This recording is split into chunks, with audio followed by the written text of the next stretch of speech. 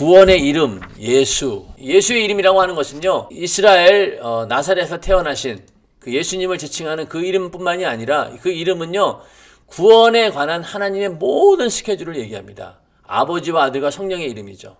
그래서 아버지는 구원의 뜻을 정하시고, 그 아들은 그 구원의 뜻대로 와서 십자가 달려 죽으시고 부활하시고, 또 성령은 그 소식을 전하시는 분이시고, 그래서 아버지와 아들과 성령의 모든 스케줄, 그 모든 계획이 다 들어가 있는 것이 바로 예수의 이름입니다.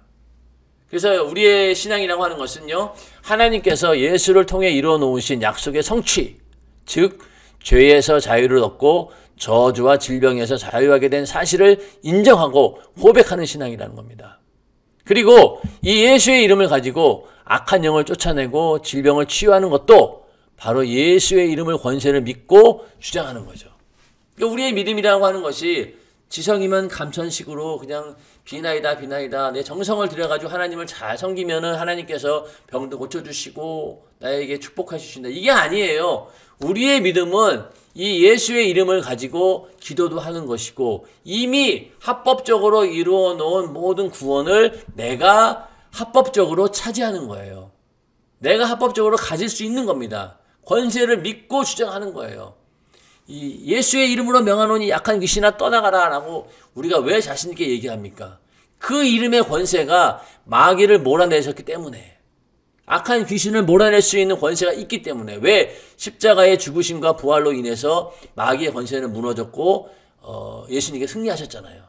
그 앞에 꼼짝 못하는 거예요, 마귀는. 그래서 그 이름 가지고 나갈 때 악한 영도 떠나가고 모든 능력과 이적도 나타낸다. 이것을 우리는 잘 알고 예수의 이름을 사용해야 됩니다. 신앙이라고 하는 것은요, 하나님의 이름을 부르는 것을 시작합니다. 그래서 창세기 4장 26절에 보면은 그때 비로소 여호와의 이름을 불렀더라. 하나님의 이름을 부르는 것부터가 이제 하나님과의 관계 속에서 이제 신앙이라고 하는 것이 시작이 된다는 거죠. 그래서 이름이라고 하는 것이 굉장히 중요한데, 예전에는 구약 시대에는 하나님의 이름을 어디에 두었느냐? 눈에 보이는 성전에 두었어요.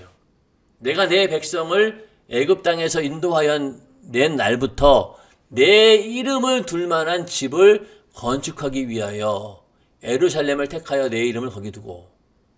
자, 출애굽해서 이스라엘 백성들을 애굽 땅에서 인도하면서부터 하나님의 집이 무엇입니까? 바로 성막이죠.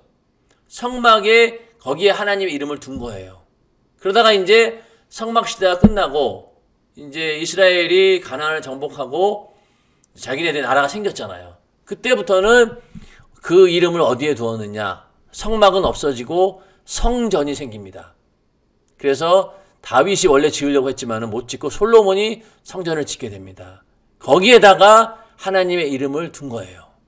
이 하나님의 이름을 두었다라고 하는 것은 바로 하나님께서 거기에 임재하신다, 거기에 존재하신다는 얘기죠. 그 이름을 거기에 두었으니까. 예수님께서도 그 자기 자신이 성전이라는 거예요. 이 성전을 헐라 내가 사흘 동안에 일으키리라 하시면서, 예수가 물론 눈에 보이는 성전은 이제 무너질 것이다. 이제 예수가 새로운 성전으로 우리 안에 들어올 것이고, 그 성전 안에 예수의 이름이 있다라고 하는 얘기죠. 그러니까 예수를 우리가 영접하고 내 안에 모신다라고 하는 건 뭐예요? 내 안에 예수로 인한 성전이 이루어진 거잖아요. 눈에 보이는 성전이 아니라 보이지 않는 예수라고 하는 성전, 그 안에 바로 예수의 이름이 있다는 겁니다. 그러니까 우리가 예수의 이름을 소유했다라고 하는 것은요, 우리 안에 그러한 하나님의 이름을 둘 만한 그런 장소가 내가 되었다는 것이죠. 자, 그래서 이 예수라고 하는 이름이 그런 의미에서 굉장히 중요한 겁니다. 하나님께서 우리와 함께 하신다.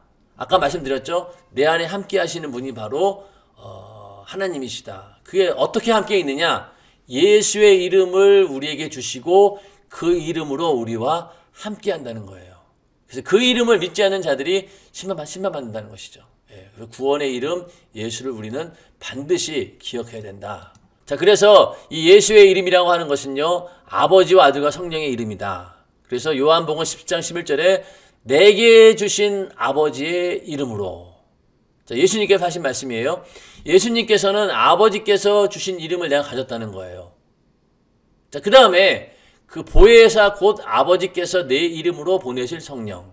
자, 성령도 누구의 이름으로 온다는 거예요?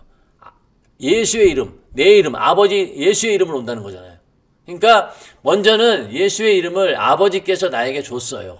하나님 아버지가. 그 이름을 가지고 이제는 내가 이 땅에서 공생애를 예수님께서 행하시다가 그 다음에 다시 그 이름을 누구에게 줍니까? 성령에게 주시는 거예요. 그러니까 아버지의 이름을 아들에게 주었고 아들은 그 이름을 성령에게 줍니다. 그 다음에 그 이름을 누구에게 줍니까? 성령이 임한 모든 믿는 자들에게 주시는 거예요. 그렇죠? 그래서 성경에 보면은 이게 왜 아버지와 아들과 성령의 이름이냐? 마태복음 28장 19절에 보면은 너희는 가서 모든 족속으로 제자를 삼아 아버지와 아들과 성령의 이름으로 침례를 주라 라고 이렇게 말씀하고 있죠. 그런데 사도행전 2장 38절에서는 너희가 회개하여 각각 예수 그리스도의 이름으로 침례를 받고 똑같은 침례를 받는데 여기서는 아버지와 아들과 성령의 이름이라고 얘기하고 여기는 예수 그리스도의 이름이다라고 얘기하는 거 보니 요것과 이건 같다는 얘기예요. 그러니까 아버지와 아들과 성령의 이름이 곧 예수의 이름이다. 이렇게 우리는 성경적으로 근거를 댈 수 있다는 얘기입니다. 자, 그러면은 하나님의 이름 가운데 여호와라고 하는 이름이 있어요. 그렇죠? 여호와라고 하는 이름이 구약에서 쭉 여호와라는 이름으로 나오는데 그 여호와라고 하는 이름은 뭐고 또 예수라고 하는 이름은 뭐냐? 자, 요 비교를 잘 보셔야 돼요. 여호와라고 하는 이름은요. 하나님께서 성전에 둔 이름입니다. 근데 예수는 뭐예요? 믿는 우리 안에 이루어진 이름이에요. 내 안에 계신 이름이에요. 그리고 여호와라고 하는 이름은요. 섬기는 이름이고 또 경외하고 존중해야 될 이름입니다. 그러나 예수는 우리에게 기업으로 주신 이름이에요. 그것을 소유할 수 있도록 하신 이름입니다. 그리고 여호와라고 하는 것은 하나님의 백성이 부르는 이름이고 예수는 하나님의 자녀가 부르는 이름입니다. 자, 너희가 하나님의 성전인 것과 성령이 너희 안에 거하시는 것을 알지 못하느냐. 그러니까 우리가 하나님의 성전이 되었다는 거예요. 성령이 거하심으로. 맞죠? 그러니까 우리가 성령 받아서 성령이 내 안에 거하시면은요, 내가 하나님의 성전인 겁니다. 그러면은 우리 안에 뭐가 있다는 거예요? 예수의 이름, 하나님의 이름이 우리 안에 있다는 겁니다. 그러니까 우리는 하나님의 성전이고 그 안에 뭐가 있는 거예요? 예수의 이름이 있는 거죠. 그렇죠? 그냥 구약에 내 이름을 성전에 두겠다라고 하는 그 약속이나 똑같은 거죠. 우리도 오늘 성전인데 우리는 성령을 모시는 성전인데 그 성령께서 예수의 이름을 갖고 계신다는 얘기입니다. 이해가 되시죠? 그러니까 우리는 그만큼 거룩한 존재라는 건데, 자, 중요한 건 뭐냐면요. 이 여호와라고 하는 이름은요, 물론 하나님의 이름이고 성전에 둔 이름이긴 하지만은요, 내가 소유할 수 있는 이름은 아니었어요. 여호와라고 하는 이름을 부를 수도 있었죠. 그게 너무 두려운 거예요. 그래서 여호와라고 하는 이름을 함부로 입에 올릴 수가 없기 때문에 어떻게 되느냐, 그 여호와라고 하는 이름이 원래는 성경에 이 여호와라는 이름이 아니에요. 그냥 원래는 그 자음만 막 기록되어 있는 그런 거였는데 여호와라고 부르지 못하니까 그냥 주님 이렇게 불렀어요. 아도나이 이러면서. 그래서 이제 히브리어로 된 여호와라는 이름하고 이 아도나이라고 하는 이게 자음과 모음이 섞여가지고 오늘날 우리가 부르는 여호와라고 하는 이름으로 부른다라고 하는데, 사실은 이 여호와라고 하는 이 음으로 불리는 이 이름도 원래 하나님 이름은 아닙니다. 왜? 부를 수가 없는 이름이에요. 그만큼 두려운 이름이고, 여호와라고 하는 이름을 이제 성경에 이제 기록할 때마다 그 붓이 달랐다는 거 아니에요. 여호와라고 이름을 쓸 때는 다른 붓을 가지고 그걸 쫙 쓰고 또 이제 붓을 바꿔가지고 다른 말을 기록하고, 그만큼 이 여호와라고 하는 이름은 두려운 이름입니다. 그 대신 경외하고 존중해야 되는 이름이에요. 그런데 예수의 이름은 뭐예요? 우리에게 준 이름이에요. 우리가 막 사용해도 돼요. 막이라고 하는 것은 함부로 사용하는 것이 아니라 하나님께서 쓰시는 그 합당한 조건만 된다면은요, 아무에게나 쓸 수 있는 거예요. 하나님의 그 예수의 이름의 명예에만 합당하다라고 하면은 언제든지 자유롭게 쓸 수 있는 이름이 바로 예수의 이름입니다. 그러니 아무리 우리가 여호와라고 하는 이름을 불러야 우리에게는 득이 없어요. 그것은 구약시대 사람들이 하나님을 경외하며 찬양하며 부르던 이름이죠. 그래서 여호와라고 하는 이름을 부르지만은 그 이름을 내 것으로 소유할 수는 없다는 얘기입니다. 예를 들어서 안식일이 있고 주일이 있는데, 안식일은, 구약의 안식일은요, 하나님의 안식일이지 내 안식일이 아니에요. 이해가 되시나요? 그러니까 안식일이, 그 안식은 내 안식일이 아니에요. 나하고는 상관은 있지만은 나의 유익도 물론 줘요. 그러나 그 안식은 내가 가질 수 없는 안식이에요. 하나님의 안식에 내가 살짝 끼어 들어가서 그 안에서 복을 누리는 겁니다. 그러니 그 구약시대 안식일은 아무리 잘 지킨다 한들 우리가 하나님의 보호 안에 있을 수는 있지만은 그 안식일 자체가 나에게 되지는 않아요. 그런데 오늘날 주일은 어떻습니까? 그 주일은 나에게 주어진 날이에요. 왜? 내 안에 예수님께서 함께 하심으로 이루어진 날이고, 주일은 예수님께서 십자가 달려 죽으시고 부활하신 날이잖아요. 그 부활로 인해서 내가 구원받은 날이에요. 그러니까 그 날 자체가 나에게 죄에서, 질병에서, 저주에서, 모든 고통에서 자유를 준 날입니다. 내가 기뻐하고 즐거워해야 될 날이란 얘기죠. 구약의 안식은요, 그 안에 참된 기쁨이 없어요. 영원히 죄 가운데 있어야 되고 저주 가운데 있는 죄의 문제가 해결되지 않은 상태에 우리가 있는 그 안식이기 때문에 그 참된 안식이 아닙니다. 그러나 예수님께서 죽으시고 부활하신 다음에 우리에게 주신 주일은 어떻습니까? 내 안에 자유가 있는 거죠. 죄에서, 질병과 저주에서 자유할 수 있는 안식인 거예요. 그 주일은 바로 나의 안식일이 되는 거죠. 나에게 안식을 주신 날이 되는 거예요. 여호와도 마찬가지입니다. 여호와라고 하는 이름은 하나님의 이름이에요. 그 이름을 우리가 부르고 경배할 수는 있어요. 그러나 그 이름을 네가 마음대로 써라라고 기업으로 주신 이름은 아니란 얘기죠. 그래서 뭐 여호와 라파, 여호와 니시, 뭐 여호와 샬롬, 여호와 뭐 여러 가지 있잖아요. 그거 다 필요 없어요. 우리에게는 예수의 이름 하나로 질병도 이겨낼 수 있고 예수의 이름으로 무엇이든 구할 수 있기 때문에 그 이름 하나만 있으면 되는 겁니다. 그러니까 우리는 예수의 이름을 불러야 하는 자들이죠. 그래서 우리는 그걸 이해하고 여호와라고 하는 이름이 대단한 이름이지만은 그러나 그것은 하나님의 이름이다. 내가 소유할 수 없는 이름이다. 그래서 그 이름은 그냥 종들이, 백성들이 왕을 부르던 그런 이름인 거예요. 그런데 오늘날 우리는 예수의 이름을 마음껏 부를 수 있습니다. 하나님을 아버지라고 부르는 그런 자녀들이 마음 놓고 부를 수 있는 이름이 바로 예수의 이름이란 말입니다. 이해가 되시죠? 그래서 우리 안에 성령이 임하심으로 성전이 되었고 그 증거가 바로 뭐 하느냐? 내 안에 예수의 이름이 있다는 겁니다. 그래서 성령이 역사하는 곳에는 반드시 예수의 이름의 능력이 나타나게 되어 있고 그 예수의 이름의 능력으로 복음이 전해지고 또 수많은 능력과 이적과 표적이 나타나면서 복음을 더 강력하게 증거할 수 있다. 그래서 우리는 그 예수의 이름을 소유한 하나님의 성령이 임하신 성전이다.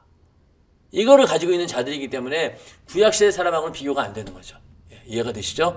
그리고 성전의 변천을 보면은요, 처음에 성막이 있었고 솔로몬 성전이 있었고 그게 이제 파괴가 되어가지고 나중에 성전을 재건축하게 됩니다. 그 다음에 또 헤롯도 나름대로 성전을 지었어요. 그런데 이 모든 성전은 이제 눈에 보이는 성전이었고 이제 예수님께서 죽으시고 부활하심으로 인해서 예수님께서 참 성전이 되신 겁니다. 그 다음에 그 이후로 성령을 전삼으셔서 우리 안에 성전이 이루어진 거죠.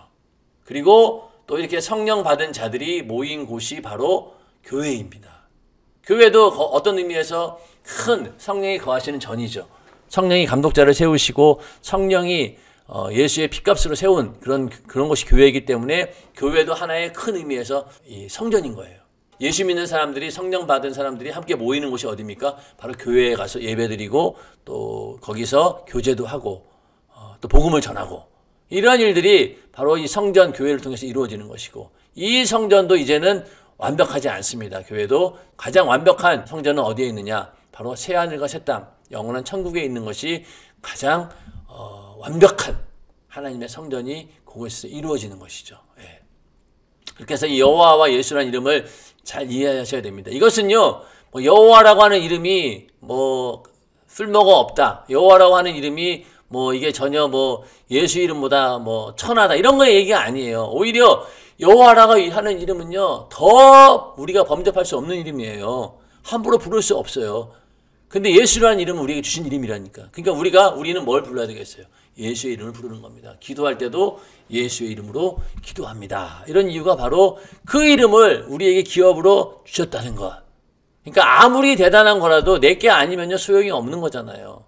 그렇죠? 아무리 대단한 대기업이 있는다 할지라도 그 기업이 나와 상관이 없으면은요, 아무 의미가 없지만은 그 기업이 만약에 내 거라고 하면 어떻게 되겠어요? 상황이 달라지잖아요. 그것처럼 바로 여호와라고 하는 이름과 예수의 이름도 그렇다는 얘기죠. 자, 예수를 믿게 되면 이런 복을 받습니다. 첫 번째, 생명의 부활로 거듭나 영생하게 됩니다. 아멘. 그리고 하나님의 사랑받는 자녀로서 하나님 기업의 상속자가 됩니다. 자, 그래서 우리가 하나님과의 관계가 어떻게 격상이 되느냐? 피조물에서 이제는 임금과 신하가 되었다가, 그러다가 이제는 아버지와 아들이 되었다가, 더 나가서 주님과 어떻습니까? 주님과 우리는 주님의 신부가 되잖아요. 결국 어떻게 되냐면은 피조물이 나중 가서는요, 하나님이 돼버려요. 그렇죠? 주님의 신부면 뭐예요? 하나님이 삼위 하나님 중에 한 분이시니까 그 부분은 같잖아요. 그러니까 우리는 주님의 신부다라고 하면은요, 하나님과 거의 같은 이 신의 성품에 참여한다라고 하는 말이 이거예요. 격상됩니다. 그러니까 선악과를 먹으면서 하나님께서 뱀이 너희가 이 선악과를 먹으면은 하나님처럼 될 것이다 라고 하는 말을 나쁜 의도로 얘기를 했지만은 결론에 가서는요, 우리 인간도 하나님을 방불케 하는 그런 존재까지 격상이 된다는 사실입니다. 우리가 피조물이었지만은 만약에 에덴 동산에서 그냥 있었다라고 하면은 기껏해야 요 정도 관계밖에 안 됐을 거예요. 그런데 선악과 사건으로 인해서 예수님께서 십자가에 달려 죽으시고 부활하심으로 인해 가지고 부자 관계가 되고 이제는 주님의 신부까지 되는 격상이 된 거죠. 그런 의미에서 선악과를 먹으면 너희가 하나님처럼 되리라고 한 그 마귀의 말도 어떻게 보면은 하나님의 계획 안에 있었던 것이죠. 그렇게 해서 우리는 진짜로 하나님처럼 되어버렸어요. 신의 성품을 가진 자들. 우리가 그리스도를 닮아간다는 것이 무엇입니까? 성화. 예수를 닮아간다라고 하는 것은 이렇게 하나님의 성품을 닮아간다. 하나님의 어떤 신적인 그런 존재의 성품까지도 우리가 소유할 수 있는 그런 복은 받을 자들이다. 이렇게 우리는 얘기할 수 있는 것입니다. 이게 큰 복인 거죠. 세 번째, 가족 구원의 복을 받습니다. 주 예수를 믿으라 너와 내 집이 구원을 얻으리라 말씀하셨으니까 성령께서 우리와 늘 함께 하시고 또 기도 응답이 있죠. 예수의 이름으로 무엇이든 구하라 하셨으니까. 그리고 믿는 자에게 따르는 권세가 있다. 예수의 이름으로 귀신을 쫓아내고 방언을 말하고 병든 자에게 손을 얹은 즉 나으리라 이렇게 말씀하셨고, 자, 그 다음에 그와 더불어 영혼이 잘 되면서 이제는 어떻습니까? 기쁨과 평안이 넘쳐요. 왜냐면은 이것이 그냥 뭐 육신이 즐거워서 평안한 것이 아니라 내 안에 있는 이 죄의 짐이 사라졌기 때문에.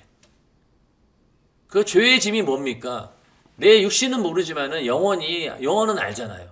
내가 이 죄로 인해서 영원한 지옥의 형벌을 받아야 된다는 것을 내 육신은 몰라도 영혼은 안다는 거잖아요. 그러니까 알기 때문에 그것이 짐인 거예요. 얼마나 두렵겠어요. 우리 육신은 모르지만. 그러니 그 영혼은 죽음의 사망의 짐을 짊어지고 얼마나 우리 안에서 참 괴로웠겠습니까? 그런데 그 죄의 짐이 해결되었으니 내 영혼이 얼마나 기쁘겠습니까? 기뻐 춤을 추겠죠. 그러다 보니 육신에도 평안이 오는 거예요. 그래서 예수 믿고 우리가 정말로 성령이 충만하고 하나님의 은혜 안에 있으면은요, 일단 얼굴빛이 달라져요. 환해지죠. 내 안에 기쁨이 있고 평안이 있으니까. 내 영혼이 구원받았다라고 하는 그 사실 때문에 내 안에서 기쁨과 평안이 넘칩니다. 그러다 보니 우리는 범사에 감사할 수 있어요. 어떠한 문제가 생기든 간에 감사합니다라고 할 수 있는 것. 그것이 얼마나 긍정의 힘이라고 우리 세상 사람들은 얘기하는데 그것은 내 영혼의 자유에서 나오는 능력입니다. 내가 죄에서 저주에서 구원받았기 때문에 내 영혼이 기뻐하기 때문에 그 기쁨이 그냥 이 육신으로 나오는 거죠. 그래서 영혼이 잘된과 같이 범사가 잘되고 강건해진다라는 말도 그런 맥락에서 이해할 수 있고요. 자, 그 다음에 우리는 이렇게 예수 믿은 자로서 어떻게 해야 되느냐? 영혼의 때를 준비해야 된다는 것. 이 땅에 사는 동안에 사는 것이 다가 아니니까요. 그래서 육신이 있는 오늘이 예수 믿을 절호의 기회요, 구원의 날입니다.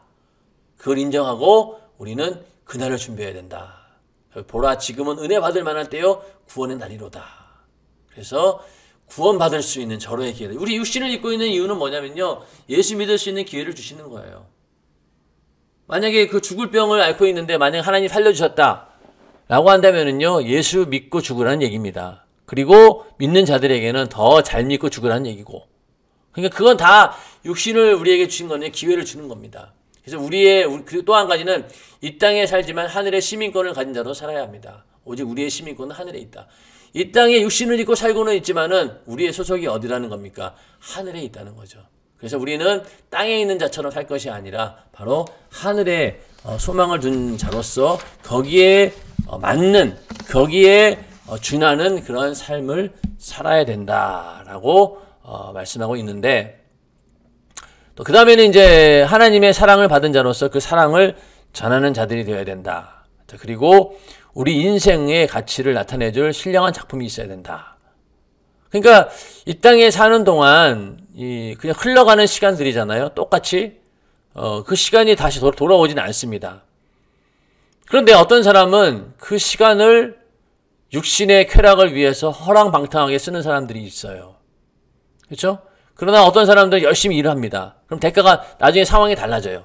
열심히 시간을 아끼며 산 사람들에게는 반드시 물질의 부유가 오든 뭔가 명예가 오든 뭔가 이익이 옵니다. 그러나 그냥 쓸데없이 시간을 날려버리는 사람들은 어떻게 되겠어요? 아무 의미가 없어요. 그냥 흘러가 버리는 물과 똑같은 거예요. 더 나아가서 우리가 이 땅에 살고 있는 이 매 시간들을 하나님께서 인정하실 만한 가치 있는 시간으로 쓴다라고 하면은 어떻게 했냐는 거죠. 그러면은요, 이 신령한 작품은 영원한 겁니다. 자, 우리가 이 땅에 사는 동안 24시간을 아껴가면서 악착같이 막 일해가지고 돈 벌고 공부하고 정말 의미 있는 그런 삶을 위해서 투자했다고 칩시다. 또 그렇게 해서 그 열매로 뭔가 얻었다고 쳐요. 그러나 결국 죽으면은 명예도 끝나는 것이고 물질도 끝나는 것이고 이뤄놓은 모든 것들이 나와는 상관없이 다 붙잡지 못하는 것들입니다. 그런데 그 시간들을 그런 것들이 아닌 영원한 시간 속에서 하나님이 기억하시는 그런 날들로 시간들로 만든다라고 하면 어떻게 되겠습니까? 이 땅에서 하루하루 투자하는 모든 시간들이 영원한 생명으로 부여받아서 하나님이 기억하실 만한 그런 신령한 작품이 된다는 거죠. 하늘의 영원한 상급으로 낳는다는 겁니다. 그러니 우리는 뭘 해야 되겠어요? 바로 죽도록 충성하라. 그리하면 내가 생명의 멸령을 내게 주리라. 이 말씀 때문에 육신을 입고 있는 이 세월들을 어떻게든 영혼의 때 부여를 위해서 알뜰하게 사용할 수밖에 없는 겁니다. 왜? 여기서 사용하는 시간들이 그냥 육신의 때의 죽음과 함께 끝나는 게 아니라 하늘에서 영원히 기억되고 하늘에서 영원한 상급으로 면류관으로 남는 그런 시간들이 되기 때문에 이 시간을 함부로 헛되이 보낼 수 있겠습니까? 똑같이 인생을 살면서 하나님이 기억하실 만한 일에 시간을 투자하는 사람과 그렇지 않은 사람과의 차이는 천국에 갔을 때 극명하게 드러날 것입니다. 그래서 어떤 사람들은 야, 이렇게 뭐 좋은 세상 뭐 이렇게 일찍부터 예수 믿어가지고 고난당할 이유가 뭐 있냐, 놀지도 못하고 즐기지도 못하고 그러느니 차라리 실컷 놀다가 죽기 직전에 예수 믿고 영접하고 죽으면 되지. 그럼 얼마나 이게 참 좋아. 이 땅에 사는 동안 쾌락도 즐기고 하고 싶은 거 다 하고 그러고 이제 죽은 다음에 천국 가니까 얼마나 좋아. 천천만만의 말씀이죠. 그게 아니죠. 왜?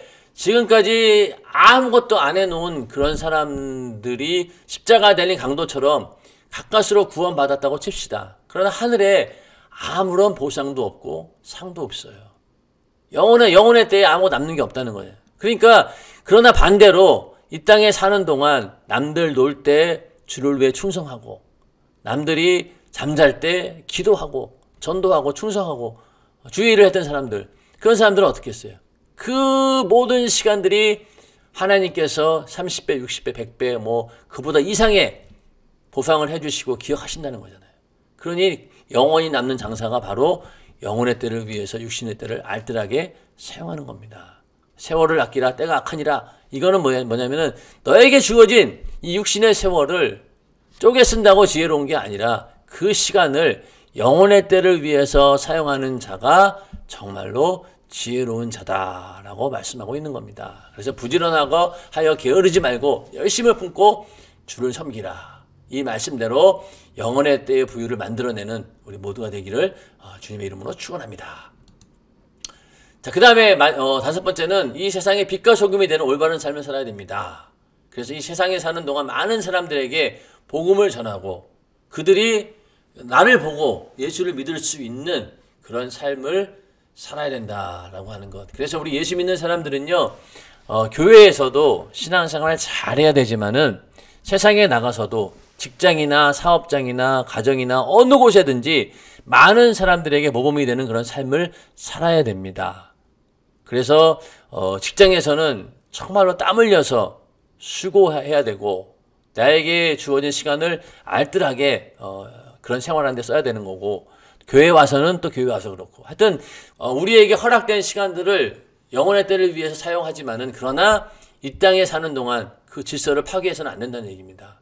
만약에 우리가 주의 일 한답시고 직장에 가서 하루 종일 놀면서 성경책 보고 찬양하고 이런다고 해서 하나님께서 인정해 주시겠습니까? 아니죠. 내가 만약에 직장에 있는다라고 하면은요, 나에게 주어진 그 시간은 나를 고용한 사람들이 나를 값주고 산 거예요. 그러니까 그 사람의 이익을 위해서 나는 일을 해줘야 됩니다. 그렇죠? 그렇기 때문에 일을 해주고 그로 하여금 야, 저 사람은 성실하게 일하는 사람이구나. 하나님의 사람은 다르구나. 이런 것들을 보여줘야 되는 것이지 거기서 게으른 모습, 나태한 모습을 보여주면은 그 사람들 실망하고 예수 안 믿어요. 그러니까 우리는 그런 거를 잘 지혜롭게 판단해서 처신을 해야 됩니다.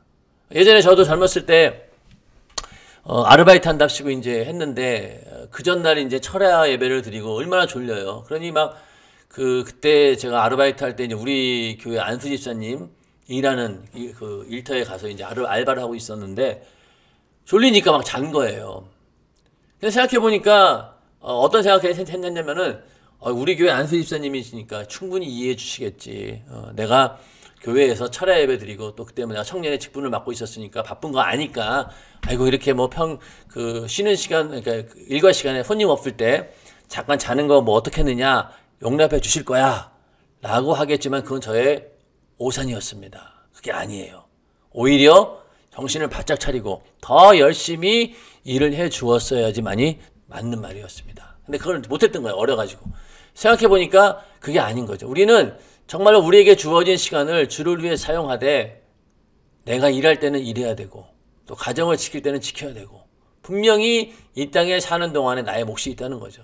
그런 것들을 잘 내가 책임감 있게 수행할 때 많은 사람들이 나를 보고 빛을 보면서 하나님을 볼 수 있고 하나님 만날 수 있고 또 내가 그런 사람이기 때문에 내가 복음을 전할 때 그 말에 권위가 있는 것이죠. 그렇죠? 만약 놀 거 다 놀고 게으르고 나태한 사람이 아무리 예수 믿으라고 외쳐도 예수 믿겠어요? 안 믿어요. 그 말에 권위가 없으니까. 그러나 이렇게 생활이 올바른 사람들은 바로 그걸 보고 저 사람 말이 당장 믿어지지도 않지만 저 사람이 지금까지 한 행동을 보니까 믿을만 하구나. 그럼 나도 한번 교회 가볼까? 예수 믿어볼까? 이렇게 된다는 얘기죠. 그래서 우리는 빛과 소금이 되는 올바른 삶을 살아야 됩니다. 이것을 잘 명심을 해야 됩니다.